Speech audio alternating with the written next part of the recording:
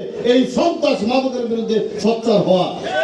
আমি আজকে নেতার সামনে বলবো, আমাদের প্রিয় নেতা আগামী দিনের রাষ্ট্রীয় নায়ক তারেক রহমান সাহেবের নির্দেশ, চাঁদার বিরুদ্ধে ঐক্য হতে হবে, সন্ত্রাসের বিরুদ্ধে ঐক্য হতে হবে, মাদকের বিরুদ্ধে ঐক্য হতে হবে।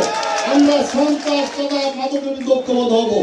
আপনাদের কাছে আমি এলাকার সাবেক কাউন্সিলর হিসেবে একটু অনুরোধ করে যাচ্ছি, যারা ফুটপাতে ব্যবসা করেন প্রত্যেকে তাদের ভ্যানের মধ্যে 2 হাত করে একটি করে লাঠি রাখবেন এবং বাজারের ভিতরে লাঠি রাখবেন। যদি কেউ চাঁদা নিতে আসে তাদেরকে আগে কোমর ভেঙে দিতে হবে। এই কথা বলে আমার কথা শেষ করছি। বাংলাদেশ জিন্দাবাদ, বাংলাদেশ জাতীয় দল ছাত্র দল বিএনপি জিন্দাবাদ, অন্য অঙ্গ সংগঠন জিন্দাবাদ, আমার নেতা তারেক রহমান জিন্দাবাদ। সকলকে ধন্যবাদ। আসসালামু আলাইকুম রহমতুল্লাহ। আমার জীবন দিয়ে দিব, আপনি ঐক্যবদ্ধ হন, কাউকে চাঁদা দিবেন না, কাউকে চাঁদা দেওয়া যাবে না। আপনারা এই কথা বলছি। আজকে আমার নেতার কাছে বলবো, এই এলাকার মানুষ যারা ব্যবসা করে খায়, যারা শ্রমজীবী ভাইয়েরা কষ্ট করে থাকে, চাঁদাবাজদের কারণে